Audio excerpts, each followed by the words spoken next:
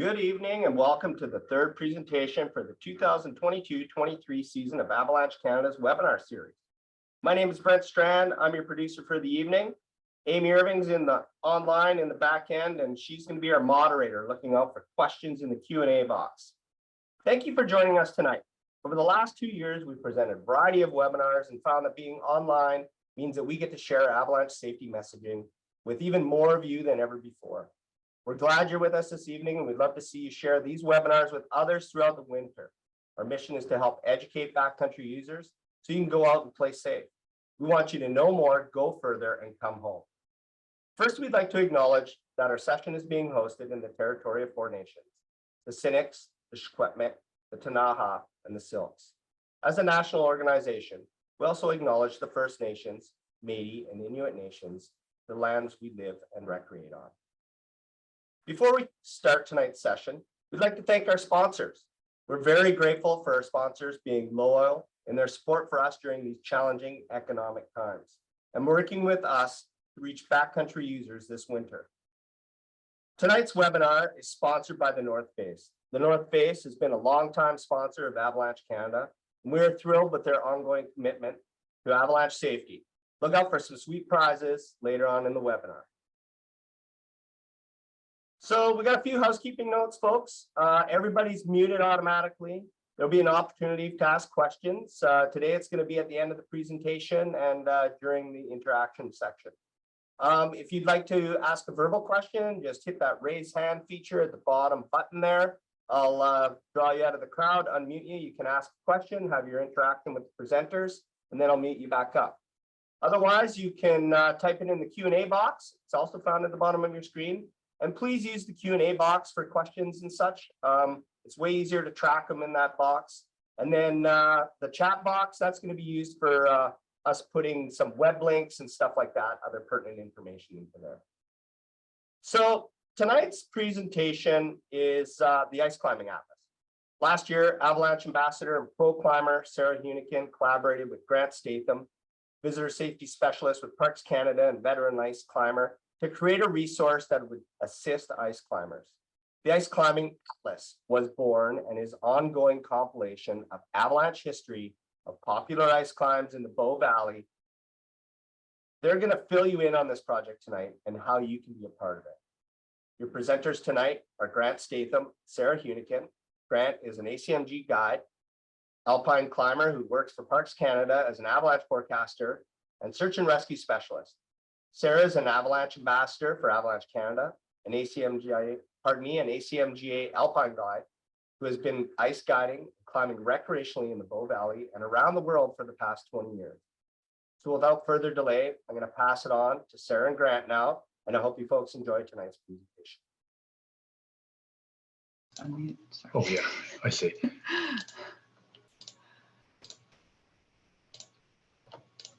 Hello, everybody. Brent, are we working fine? Everything up and running as it's supposed to? Looks great, Grant. Good to go. Okay. Hi, everybody. I'm Grant. I'm Sarah. Thanks, AvCan, for hosting this and hosting all these great webinars all winter long. And thanks to everyone out there who signed in tonight to, be interested in this Ice Climbing Avalanche Atlas that we've been working on. So we're excited to share a bit more and hopefully get a lot of questions at the end. We just thought we'd start with kind of what we're hoping to do within this hour, what we're hoping you'll kind of come away with. I guess the first thing is just that people know that this exists and that you know where to find it on the website, and it might help you in making some decisions when you're choosing your climbs this winter. We're also really hoping that people get engaged with the survey. We'll show you where the current survey exists on the website, and the more people that get engaged, the more, the fuller info we can have to build these atlas. We also still really want to encourage min use. So we're actually going to go over a little bit of that tonight. And we want to give an explanation of why and how the atlas was created. And then we're going to have a little interactive look at the end of all the resources AvCan offers ice climbers and where to find them on the website. And Grant's going to get started. Okay, thanks.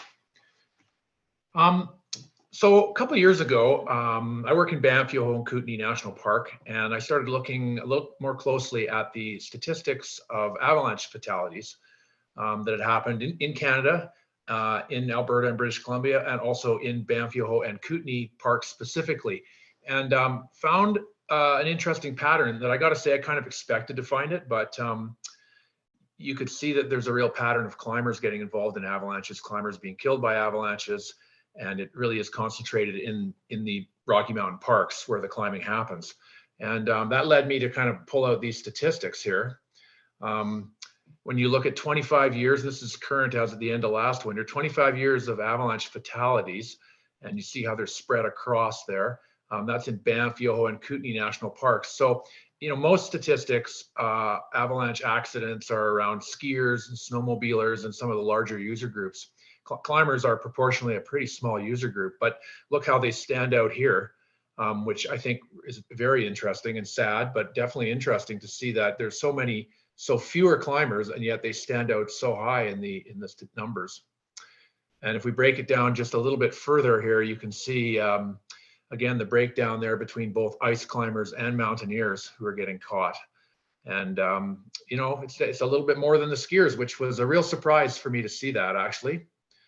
And if you look at the next one here, like any book you pick up that tells you about avalanches is going to tell you that 90% or almost all avalanche fatalities happen because the person triggered the avalanche themselves. So somebody is skiing down a slope, the slope is avalanche and they've been caught. And that's true for national statistics. That's true in the United States. That's true in Europe. But it's obviously not quite true in Banff, Yoho, and Kootenay National Park. These two bars show on the left where the person has actually triggered the avalanche themselves, and on the right where they're hit by a natural avalanche from above. And that's, one of the biggest risks we face ice climbing is, as you're going to see, I'm sure most people know that, but we're going to see it in the atlas here, these huge bowls overhead. Avalanche start zones 1,000 meters higher than where we're climbing. And so you can see it comes out in the numbers here. 59% of the people around here triggered the avalanche themselves, but 41% of the avalanche fatalities in this park happened by someone getting hit by a natural avalanche from above, that definitely stands out as unique. So that, really started working on outreach following that. And that led us to where we are with the Avalanche Atlas today. So why did we start the Avalanche Atlas? I'm assuming a lot of you out there are ice climbers, but for those of you who aren't, you might not know that the Canadian Rockies is one of the meccas for ice climbing. We have people coming from all over the world to ice climb in our backyard. For those of you who do ice climb already, I'm preaching to the choir here, but it's beautiful. It takes you to amazing places. You go places where other people would never go in the winter, and it's super fun, and it's great for all ages. But it's really gaining popularity rapidly. This is not a current photo. You always have to say that these days on social media. This is an older photo, but this is clear. This is Wedge Spears, over 30 people there that day on a weekend. More and more people are getting out every year, not just to the crags, but deeper into the mountains. So it's really becoming a popular activity. But it's also super dangerous, as Grant has already alluded towards. And ice climbers do spend a lot of time under big avalanche terrain. That's just the nature of where these climbs form. And during that time, you really have little knowledge of what's happening above you all day long. Also, up until now, we've really had very limited information on the avalanche hazard for specific ice climbs, especially the popular ones that people flock to every day. This is a little clip of Mountain Project and the old guidebook that people still covet from Joe Josephson. Yeah, really small little tidbits of it. It has avalanche hazard on the route. Basically, that's all it says. But the big reason for me why I kind of initiated this project is because of the event that happened over 3 years ago. On March 11th, 2019, I'd organized a women's camp and field which is something I did every year for the last 10 years. And I hired 4 other guides. And together, all of us made a plan for the next day. And 2 guides went to Massey's with a group of awesome women. And as they were finishing their day, a natural 2.5 roared over them, partially burying one and completely burying Sonia. The group was wearing transceivers and carrying avalanche gear, but due to the timing, their packs were swept away and buried. And I just happened to witness the avalanche with my guests as we were returning from Guinness. And we rushed to the scene with equipment and another guide and more people. And despite heroic efforts from all involved, including amazing parks safety, we were unable to save Sonia, my really good friend and camp manager. This event and tragic loss really changed the lives for many people.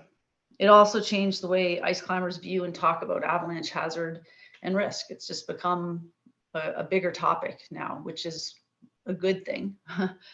But for me, reflecting on it, you know, with no new snow in the past 4 days and a public and professional forecast of moderate low, Massey's did surprise us that day and surprised a lot of people.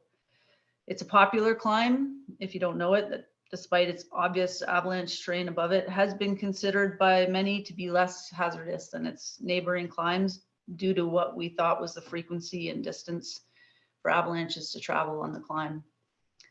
But we got it wrong that day. And, you know, looking back, high winds were probably the factor. But I couldn't help but still wonder, like, why did it slide that day and not on other days where the Abbey hazard was much higher, considerable or extreme?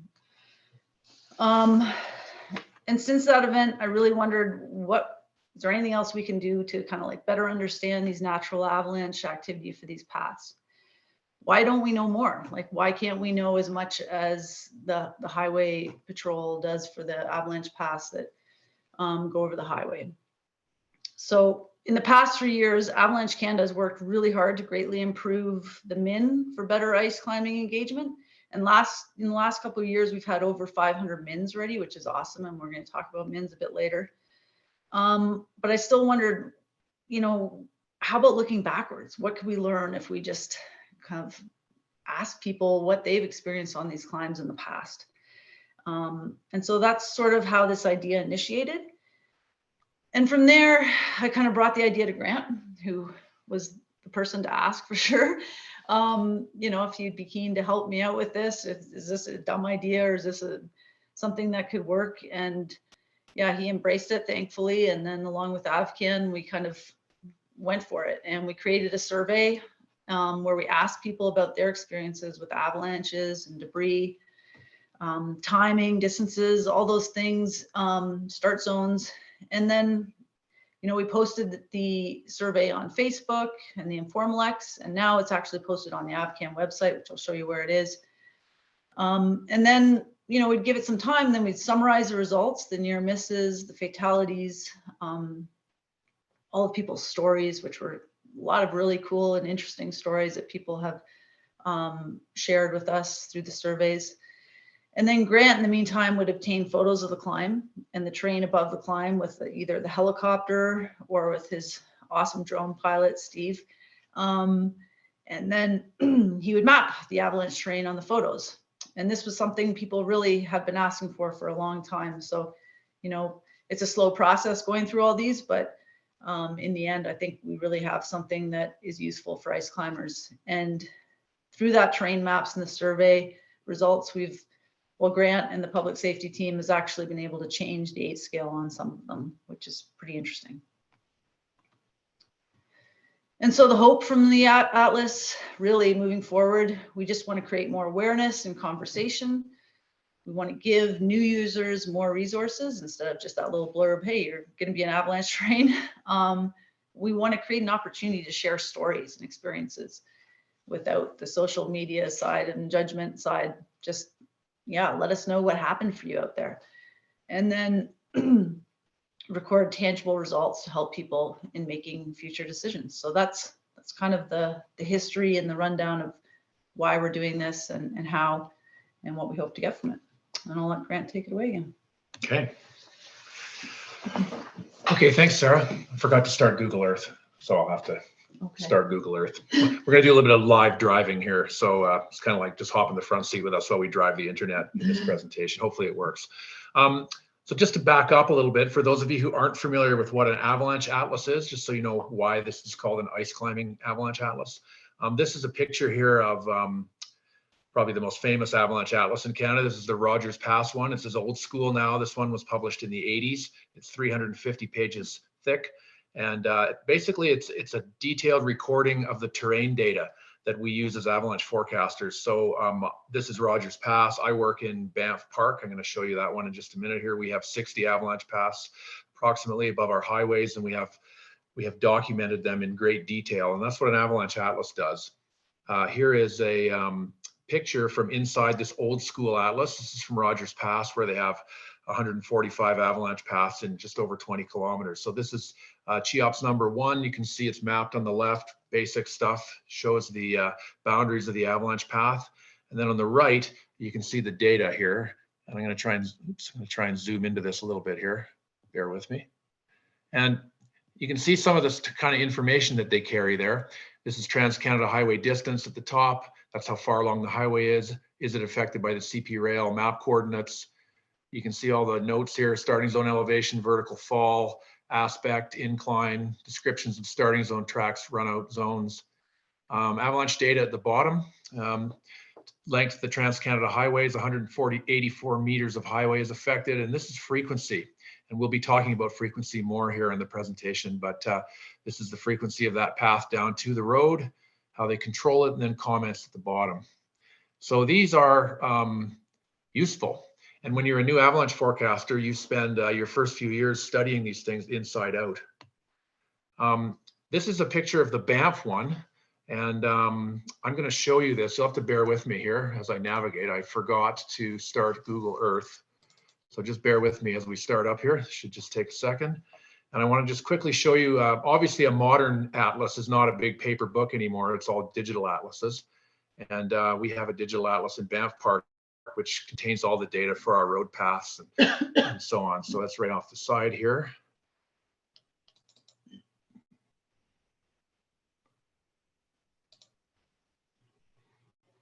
So I've turned off a bunch of stuff here, but you can just start to see colors showing up here. These are avalanche paths. So if I zoom in a little bit here, you can see these are all of our road paths through the field corridor. That's actually Mount Dennis. So the field ice climbs there.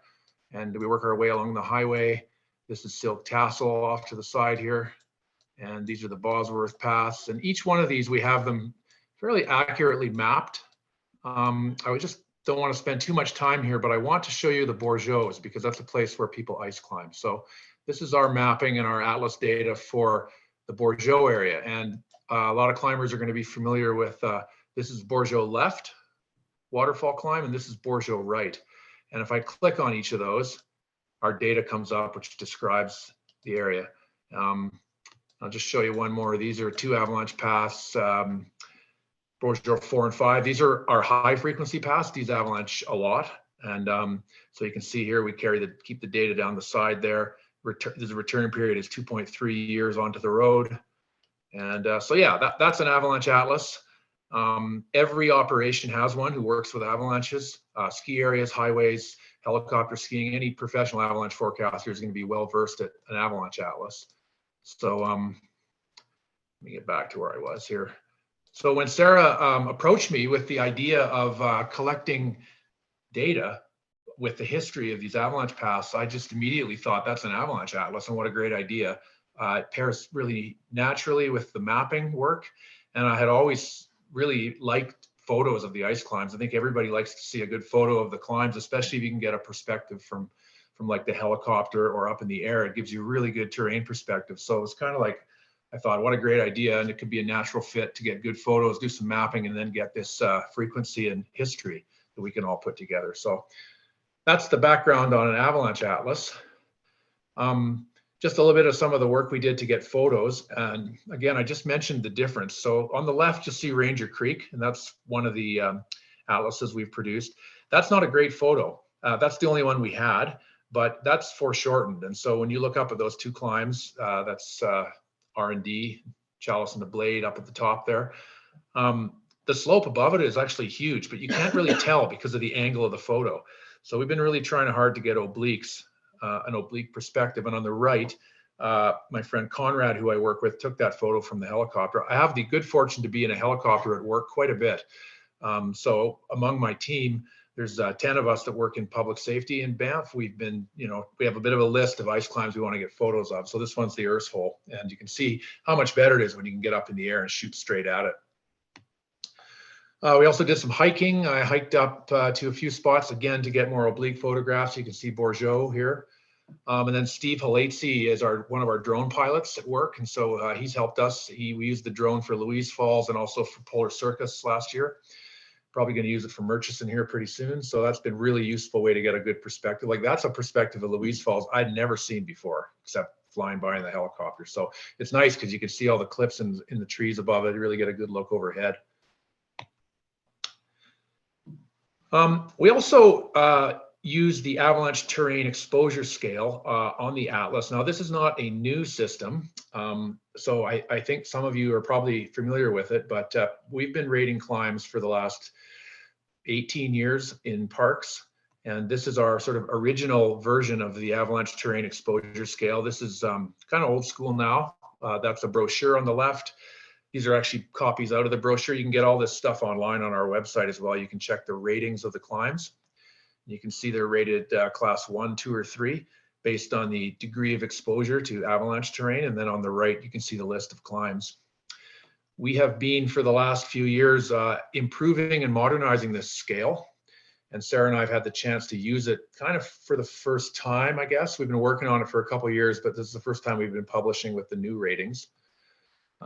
This is the new system here, and I'm just going to take a moment here to explain a little bit of this in some detail, because I think it's worth understanding, and beyond just that, class 2 is more dangerous than class 1. I think it's worth knowing what actually goes into this and how we rate them. So I just want to take a second here.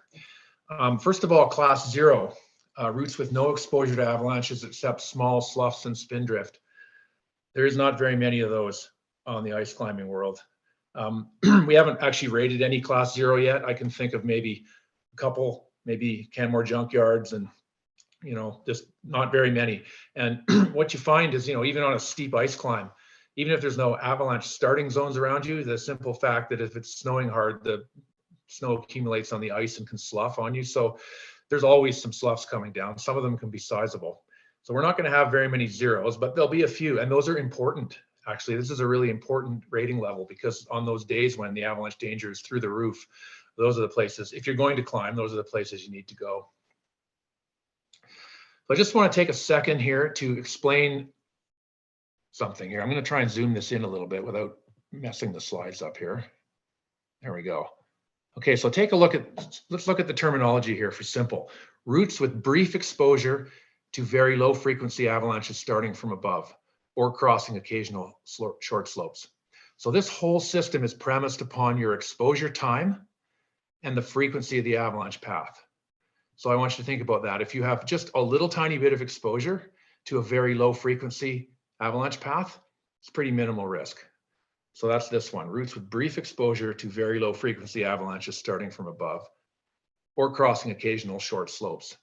And let's just contrast that with, let's go down to complex terrain, class 3, routes with extended exposure, so all day or for many hours, to high frequency avalanches starting from above. So high frequency avalanches would be annual. That's what we would call high. I'm going to show you that in just a second here, but a high frequency avalanche path comes down annually and beyond, sometimes multiple times per year. So this is the kind of place where you're going to climb underneath for hours, something that comes down a few times a year. So you want to get that right. Or crossing multiple steep slopes en route with terrain traps below you with minimal options to reduce exposure. So you're basically in it. And then the last one, and this is part of the new system, we added class 4 extreme terrain. This is a new rating level. Routes with sustained exposure to high frequency avalanches that start from above and crossing steep snow slopes en route. with exposure to cliffs and terrain traps below with no options to reduce exposure. So you can see, you're in it now when you're in class 4 terrain. So I wanted to take a second to go through that so that people, and if you have time, this is on the website, spend some time studying these things and try to think to yourself what that means, because it is all premised on your exposure time and the frequency of the avalanche path. Okay, and just to kind of finish this off, in terms of the frequency numbers, this is the descriptive model. This is not what we advertise. This is what we use as forecasters to actually determine the rating level. And I want to show you the frequency category here. So class 0, it's never. Class 1, it ranges from 1 avalanche every 100 years to 1 every 30 for greater than size 2. And then it works its way along. This one here, this is class 2 terrain. Annual avalanche is less than size 2. And then from 30 years to 3 years for greater than size 2. Complex terrain is annual avalanches greater than size 3 and annual avalanches less than. And this is interesting, and this is common. In extreme terrain, approximately 10 to 1. So you might see up to 10 avalanches a year less than size 3. So that's lots of avalanches running every year. That's why it's an approximate. We don't really know, it's just an estimate.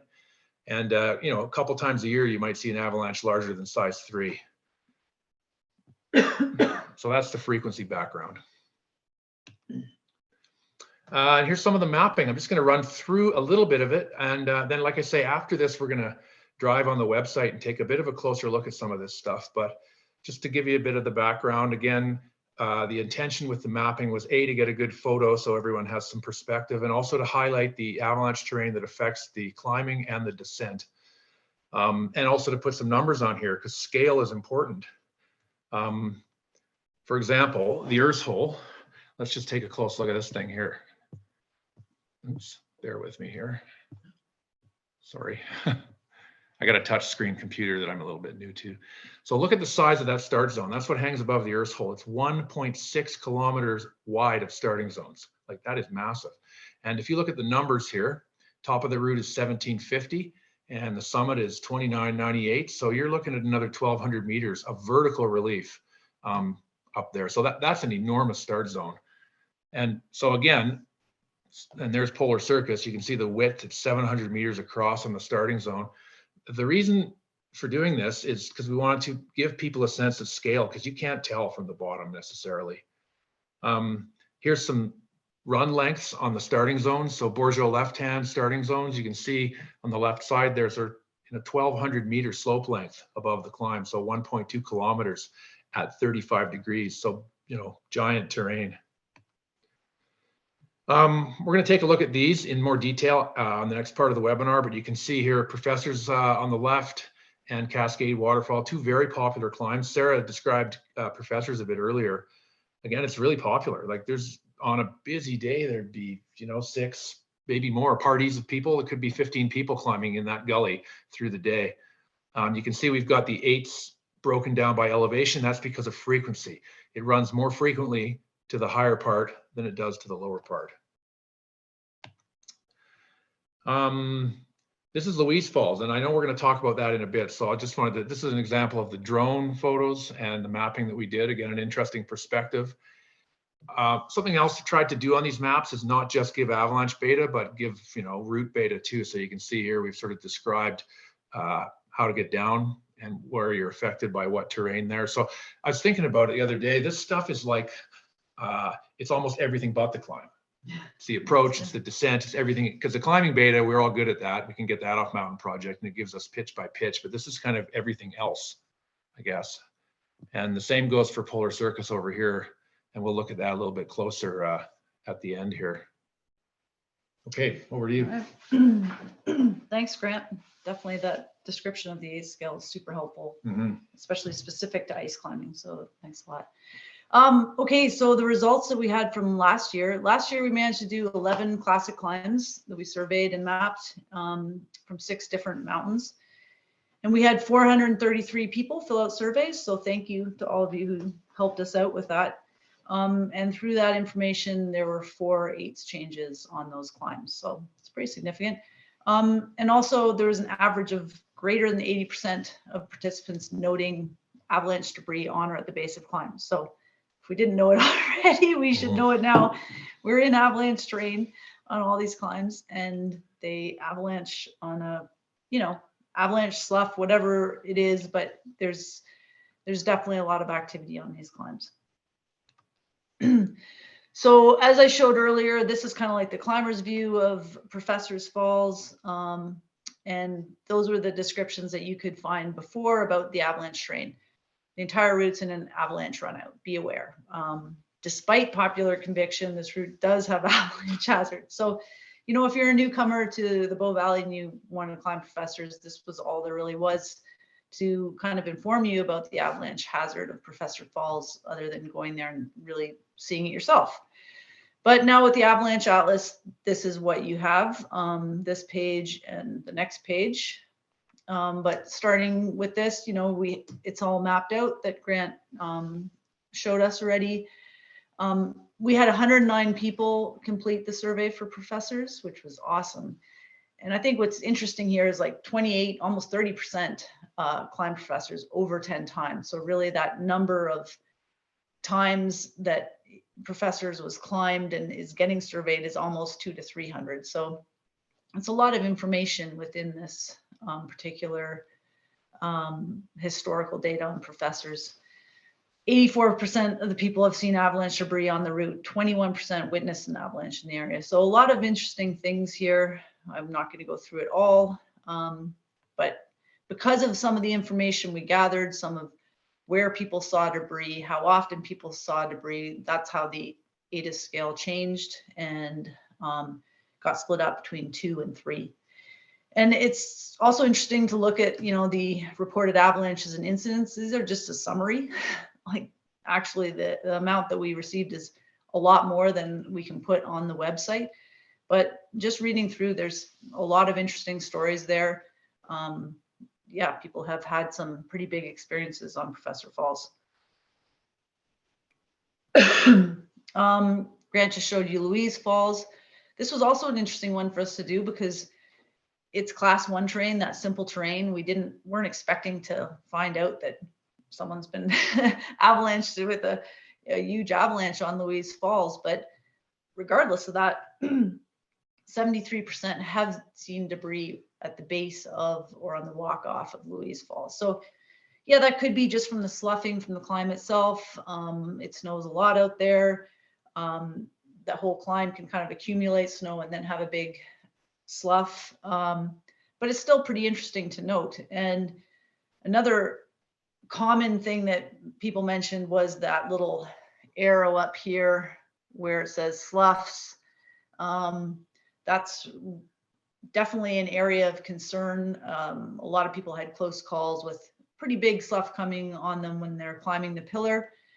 And so one of the questions in the survey is, what do you think is the greatest factor for avalanche hazard on these climbs? And for Louise Falls, most people felt like it was an increase in snow amounts versus solar radiation or wind. And so that just might be something to reflect on when you're making decisions for some of these climbs of where you're going. Is it wind you're concerned about? Is it solar radiation? Is it snow amounts? Because people go to Louise Falls on those days when avalanche hazard is high. But if it's really puking snow, you know, maybe you don't want to be pushing your limit on the pillar that day because it's pretty clear a lot of sloughs come down in that zone. Yeah, and here's just one more picture of all the amazing mapping we got from Polar Circus. This just went on the website now, so Polar Circus is up and live and you can take a look at it, and we will do a little run through of what you can find on the website, but really quite exciting to see the amazing mapping that happened for the Polar Circus climb. And looking at the future, what we're hoping to accomplish, we're hoping to do this again this year. We'll see how many climbs we get through. But we've already started with the Murchison virtual reality zone. Again, another area that we don't think is really high avalanche hazard, but we're curious to hear people's stories and really learn more about that. And then we do hope to get into field climbs, Mount Stephen, Mount Dennis, Mount Field. And from there, you know, maybe Kitty Hawk would be interesting to do. There's lots endless. But we really want to thank everyone who does fill out these surveys, helps out, shares stories. We really want to emphasize that, you know, you don't have to have seen something or had a story about the area. Just if you've climbed it, fill the survey out. If filling the survey out means you saw nothing, that's great. We want to know that too. We need to balance these surveys out, right? So we want to hear from everyone who's actually been on the climb. That would be ideal. So that's kind of the end of this part of the slideshow, but now we want to go kind of onto the web. Yeah, do you want to drive? That would be great. Sure, it's my car. Yeah. And just take a look at the AvCan website and just show a few things for you here. Yeah, while you guys are navigating there, we do have a question in the chat box. There was a person that was involved in an incident back in March of this year, and they're curious as to how's the easiest or best way to contact for rescue services. Oh, I should probably answer that one. Yeah. Yeah, and it was in the Polar Circus area. So I just wanted Okay, well, if you're on Polar Circus, the best way is if you've got a satellite communication device in your pack, press the SOS button, and we will get a notification within minutes. There's no cell service there, so that's the best way. If you've got a satellite, I think you got to have something with you these days. The days of wrapping off and walking to the payphone those are long gone. So you got to have a satellite communicator, a Spot, an InReach, a Zoleo, something with you. And just press the SOS button. It goes to Texas, and Texas phones Banff Park, and then I'm picking up the phone in like 2 minutes after you've actually pushed that button. And we will launch. When we get an SOS call, we launch with everything, and especially if we see, because it comes with a coordinate, so we'll see that it's on Polar Circus, so we know what we're going for. So that's the best recommendation. All right. Thanks for the question. That's a good question to have answered. So thanks for asking it. Okay, coming back to the Avalanche Canada website. If you want to learn about ice climbing on Avalanche Canada, go to the resources, and you can go down to ice climbing. And this is where you will find everything if you know how to use a mouse. There we go.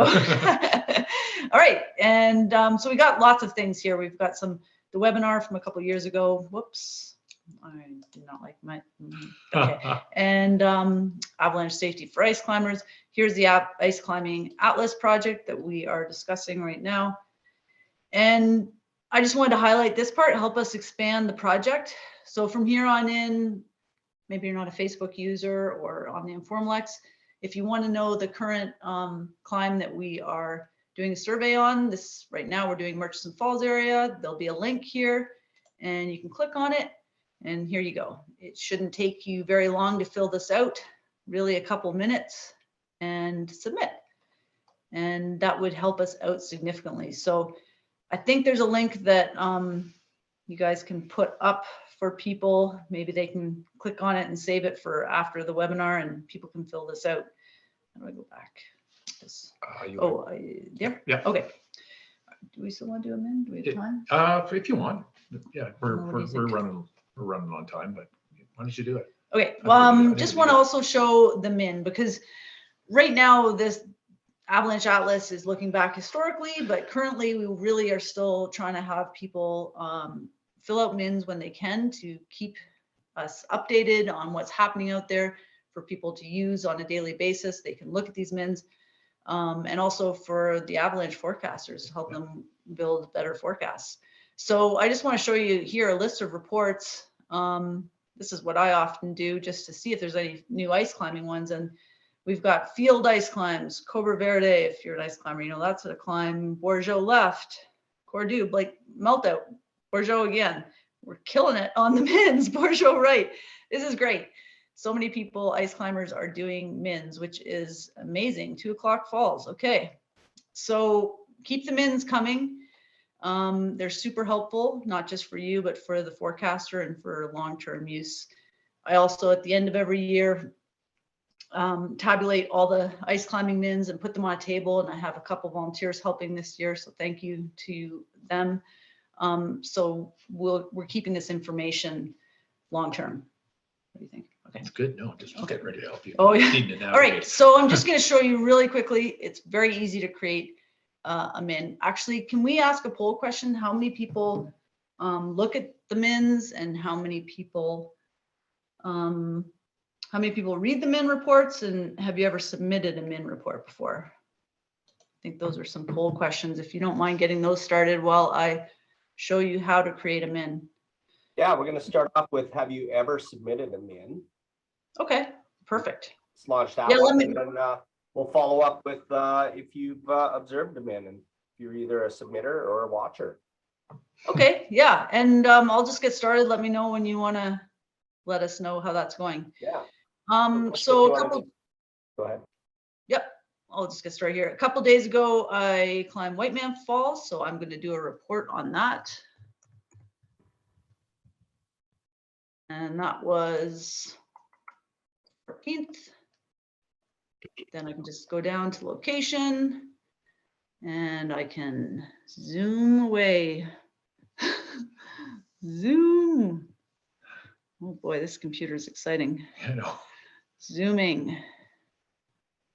I'm gonna find. Now you got to find your climb in front of everybody. No I problem. think you almost got it. Look at that. Yeah, there we go. Somewhere in this drainage. So bam. Okay, how do I go back? Hit the little one there. This. Okay, and then I can roll down. Click Can add some images. desktop. Sarah's min for Sarah. Double click, and then yeah. Okay, I could add some cool images to let people know how rad we were out there. Oh, I don't think I need to add any information there. All right. So then I can choose over here what I want to do for observations. I can, if I noted avalanche observations, I would click on that, or I felt the snowpack was something I wanted to talk about, weather incident. I'm going to do a quick one. And there's two choices. There's snow conditions or ice conditions. And this is new within the last couple of years. Ice climbers have our own report, and you can see it's not going to say riding quality or snow conditions. If I hit ice conditions, it's going to actually talk about the ice conditions, which is good for ice climbers. So again, and ice quality was, it was good. And then there's a bit more specific things to ice climbing. Looked hard. Yeah, it was hard. Should say scary. Ice quality was scary. No, that's not there. Wind was, we didn't really have any concerning winds. We retreated. We didn't retreat, but I might have if I had to lead it.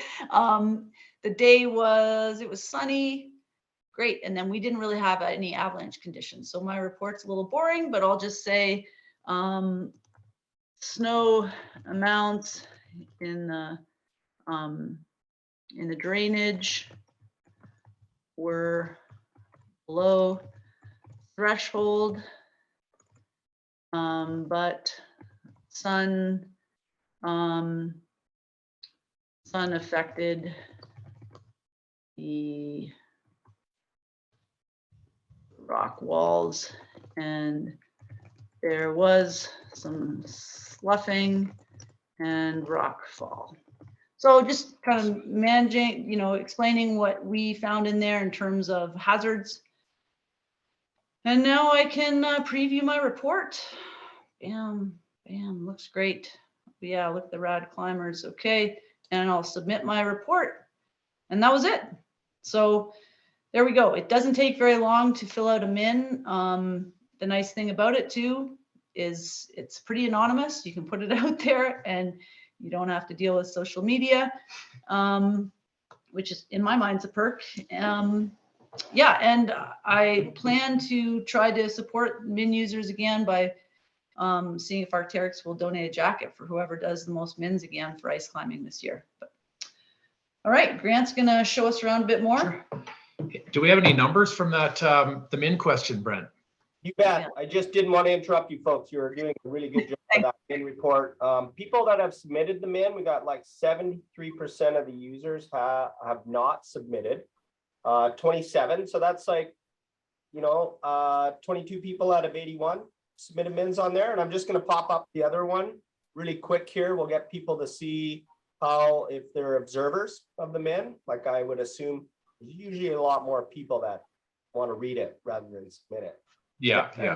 just showed it's really not that hard to submit a min. And, for myself and some of my friends, when we come home, person riding shotgun in the car, they're the min submitter.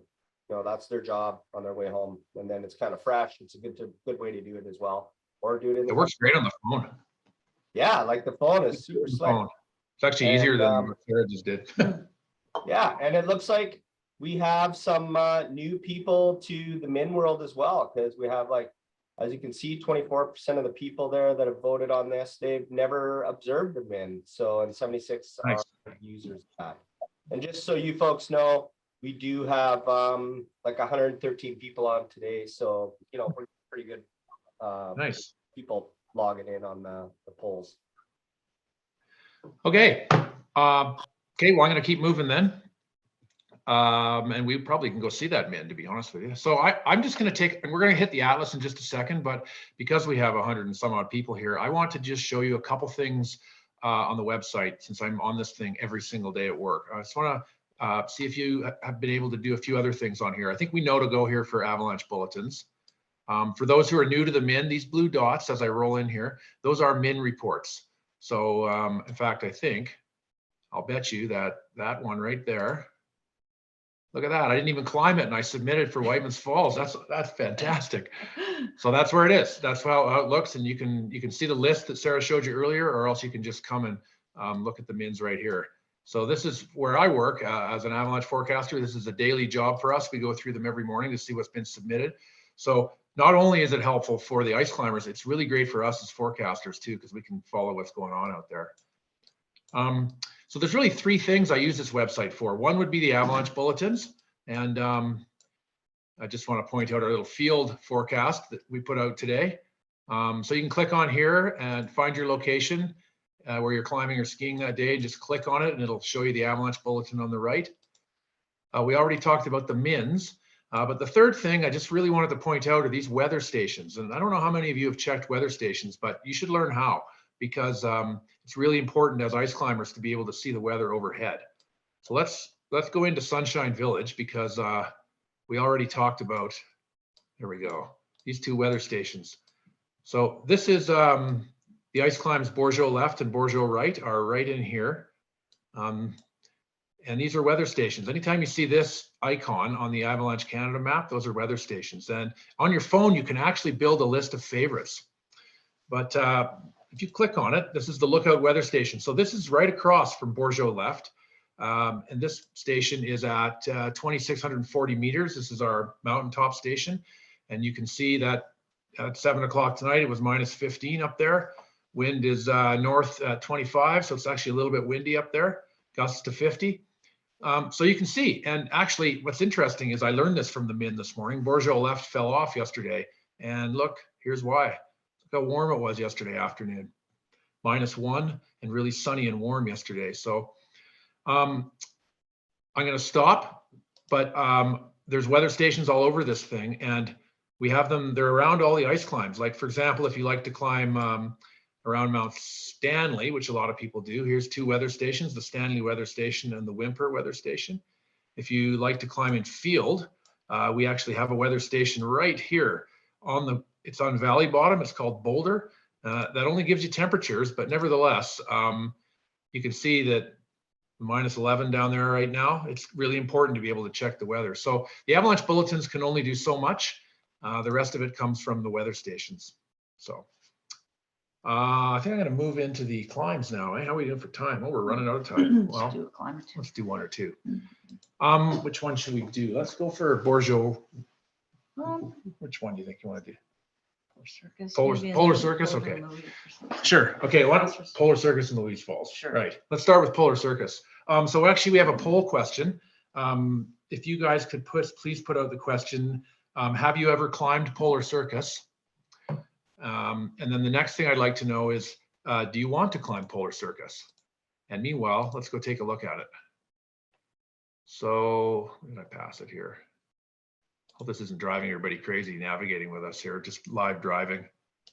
Okay, so this just came up today. Avalanche Canada got this on the website. I think it's still underway, but we wanted to show it to you. Sarah and I did this last spring. and it was basically finished in April, but by then it wasn't really worth putting it up. So I like this part, and I'm going to zoom this up a little bit. You can see the avalanche path mapping on the right, and then a bit of an introduction. So this is kind of, I guess, how you can use the atlas, read through it and get a sense. For Polar Circus is likely the most sought after ice climb in the world, and the ultimate route for the ice climber to tick. Have you Probably climbed true. it? I have climbed it a few times. You? Never climbed it. No. Never climbed it. Too afraid. Too afraid of that. Yeah, well, I But think yeah. you're gonna see why here in just a minute. It's a pretty real place, and again, it's super mega popular. And on a busy day, there's people all over it. One of the reasons is because it's not that hard by modern standards. It's up to grade 5. Sometimes it's even easier than that. You can see we had 46 people complete the survey. And look at that, 15% of those people had climbed it over 10 times. It's probably important to note that like a lot of the surveys have been filled out by guides, and so it's super appreciative that people are taking the time to fill these out. And yeah, just know you don't need to be a professional to fill out the surveys. Everyone can fill them out. We really want to hear from anyone who's climbed the routes. That's a lot of people. Okay. For how many people have climbed it, 85% of the people have not climbed Polar Circus yet. Okay. And then now I'm going to go and see, do you want to climb? And we'll see. Yeah, exactly. That's always interesting. That's the one that's going to be the popular one, I'm guessing. Well, we'll see. If I go slow here, then maybe it'll be popular. If I go too fast, they might change their mind.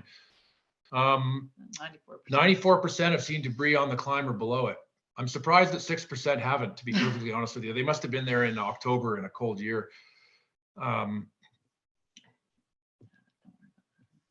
And this is where, and like Sarah mentioned it earlier, but there is all these atlases have unbelievable stories and incidents, and just the learning just from reading through this stuff is worth it here. So I'm not going to read them all, but this is worth going here and seeing all the different involvements that people have had. I'd also like to say that that is condensed from like, honestly, a few pages of incidents. So yeah, these are always condensed. We can't put all the information out there, but there were a lot of really engaging stories about Polar Circus. Over the years, unfortunately, Polar Circus has had 2 avalanche fatalities on it as a result, climbers. So those are documented here. The famous alpinist John Laughlin in 1982, Sergeant Mark Salese from the military in 2015, and then we had an incident just last year. We've got a picture here that shows the incident, so you can see what happened last year.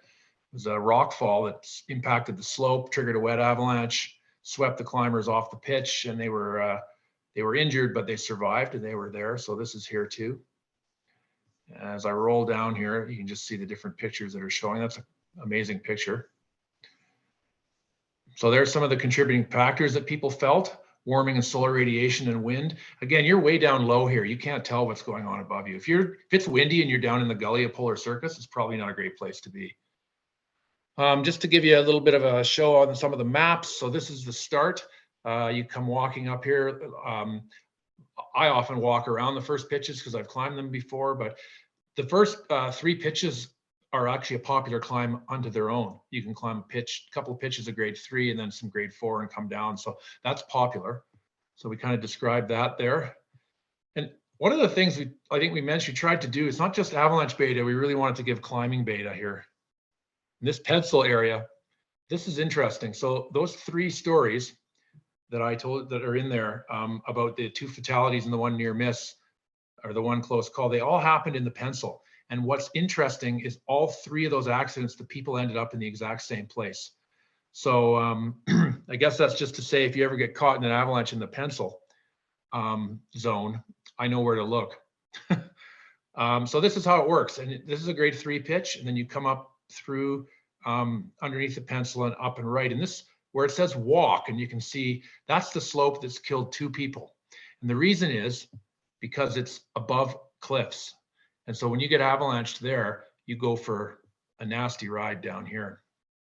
My personal approach to that slope has changed over the years. When I was younger, I plowed across it. I don't do that anymore. I let somebody else plow across it. So you won't be finding me breaking the trail across that slope, but others do. And I guess I appreciate them for it. That's the size of the starting zone above Polar Circus. It's huge. And a cornice always forms up there. And there's more than one story in here about people who had a cornice break and fall on them. And then there's just some more of the the distances. So that's the Polar Circus one. Maybe just to take us home, we got time for one more. You want to do Louise Falls? Polar Circus. Oh yeah, what do you got 70% of there? the people want to go. Nobody? 72%. Okay, I thought you said none of the people want to go. You just scared them away. Yeah. Yeah. Yeah. Sure, And why don't we do I'm going to Cascade? sneak in another question while you're transitioning to the other one. We have Okay. someone here, you know, talking that Professor Falls is super popular and other popular climbs in the area. Is there ever going to be a possibility that there's going to be like control work done in these regions above them, around them? No. Yeah, I can answer that. No, that'll never happen there. Well, never say never, but I can't imagine it. The way we handle avalanche control in the park is we do it for infrastructure, and really the highway is it. And so anything that doesn't affect the highway, we don't do avalanche control on at all. So you're not going to see explosives used anywhere except on highway avalanche paths. Everything else is uncontrolled. Okay, well, we're at an hour here, so we'll call this the last one, and then maybe we'll take questions following this. But this is just to show Cascade, another very popular climb. In fact, there's a couple mins on it right now. It was climbed a couple times last week, I think. It's one of these climbs that comes and goes a few times a year. It's spring fed, so there's always water running. It seems to freeze, and then on a warm day, it melts off. But it's got this huge starting zone above it, right here. Big, 400 meters wide. Directly. And yeah, right on it, like it just fires straight over the thing. And then you can see this is all the run out zone below. And I have been there a few times when that whole thing has been full of avalanche debris. One thing I want to mention, I guess this is a good place to do it. Several of these diagrams and descriptions show the walk off. And I found it interesting last year, realizing how a lot of people had never walked off. For example, on Professors, I don't know if you knew this, but you can walk off Professors easily to the looker's left with one short rappel. The benefit of that is, it gets you out of the gully if you're worried about avalanches.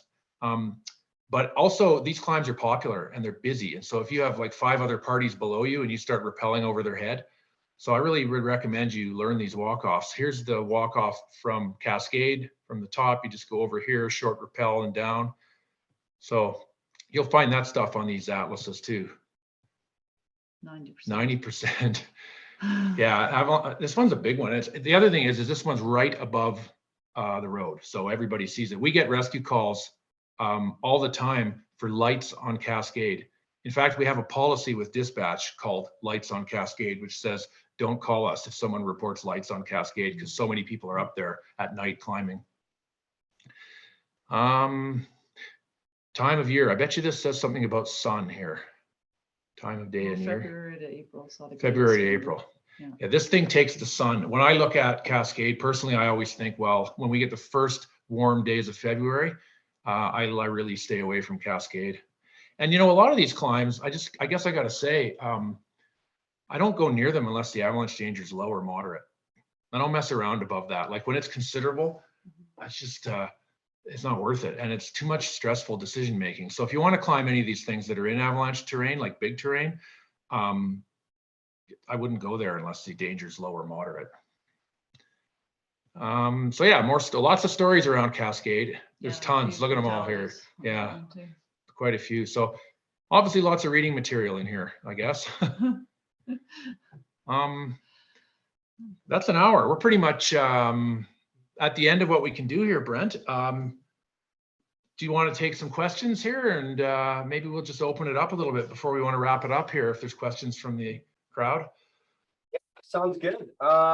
Question: Atlas on Google Earth, roads, not public info. Has anybody thought of building and sharing an ice climber atlas on Google Earth, like sharing a batch of KMZ files or anything? Is there anything like that available out there? Not that I know of. You know, that's a good idea, actually. Like we could take all the mapping work we've done here. I mean, I've just mapped these on images. We could just map them on Google Earth, and then you'd have a batch and you could just send it around. That's a very good idea. We haven't done that. I'm not sure. I've seen, you know, homemade ones. People keep their own atlases, but that's a good idea. We haven't done it though. Okay. Yeah, and that's think, you know, we've been getting a couple people been giving you the kudos on such great work and all that. But I think we have answered all the questions. We've been kind of picking away at them in the background. So, Okay. yeah, if anyone has a question, please chime in right now. Oh, we got a person from the floor here. I'm going to allow them to talk. We have Catherine. Go ahead, Catherine.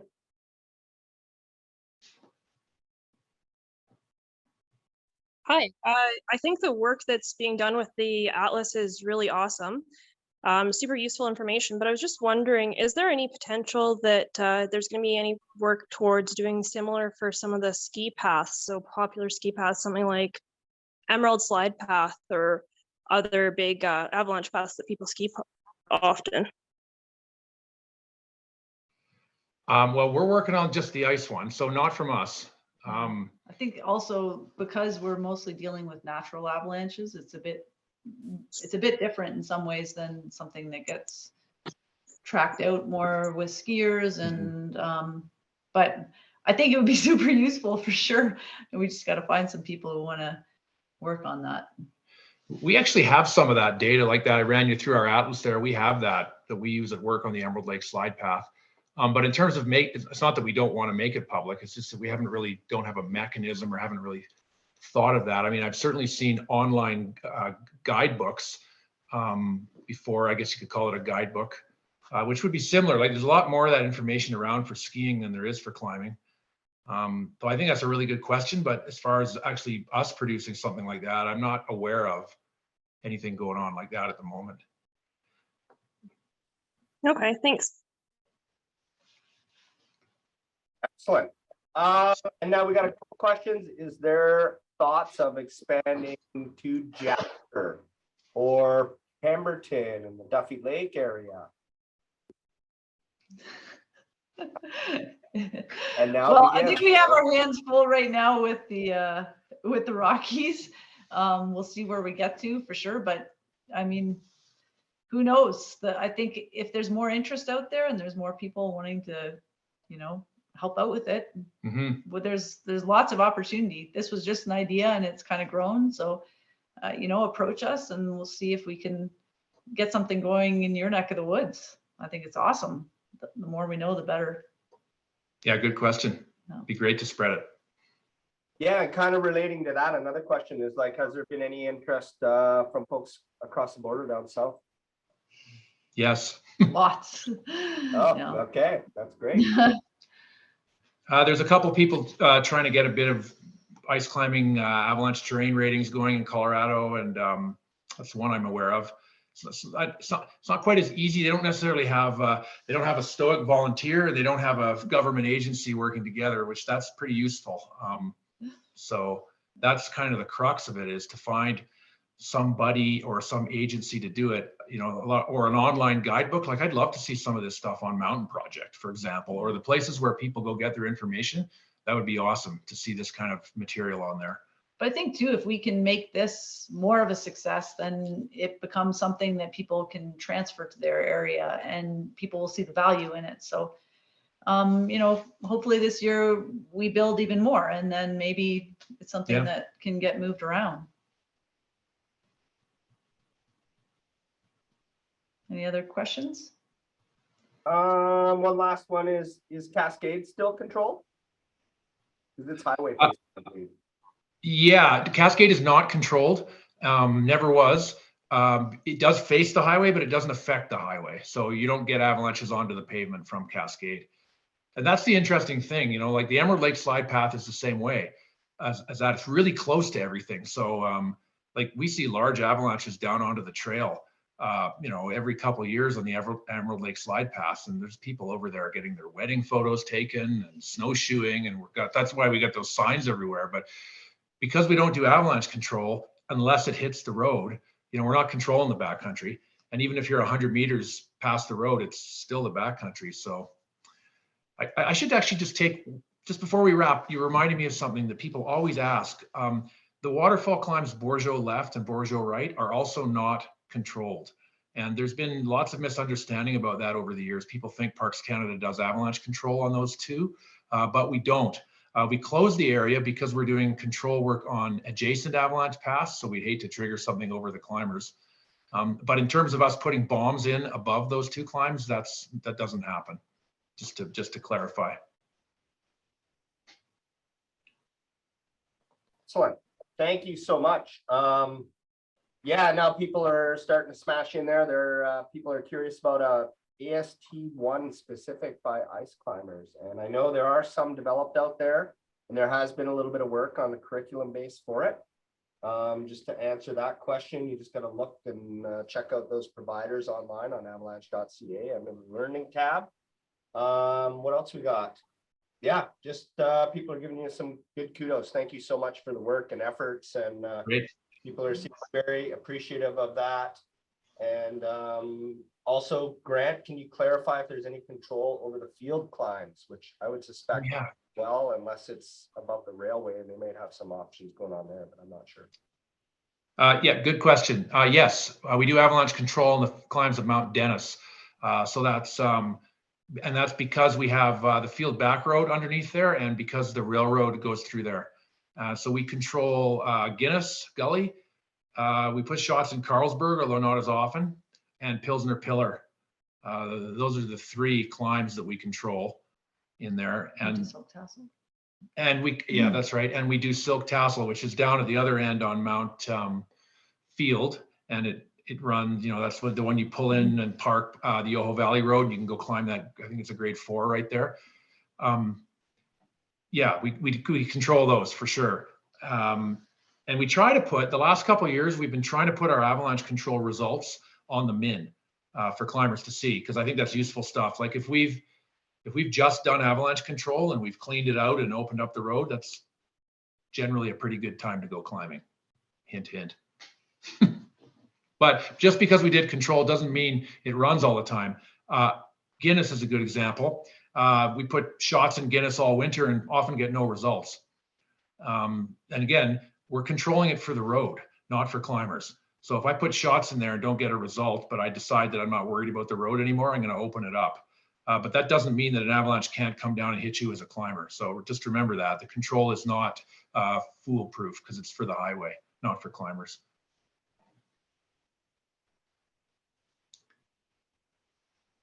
Excellent. I think you folks have covered it all. We've all the questions are answered, and people were just super excited to get a more in-depth introduction to the Ice Climbing Atlas, and good work. And thank you so much for sharing your time with us tonight, folks. I know we're all busy at this time of year, and things are ramping up, and winter's upon us. And with that being said, we're going to move on to the end of our showing tonight, folks. I'd like to thank you all for joining us. He did that. Okay. Really like to thank Grant and Sarah.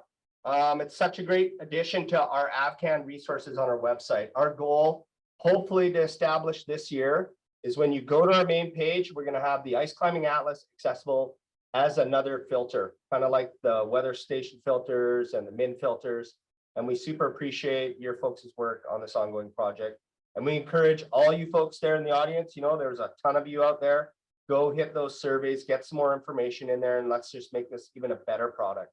And hey, don't forget to submit those mins. All information is good information. We had a couple people in the Q&A box saying, hey, what if I was out the day after I saw a min and I didn't really see any change in conditions?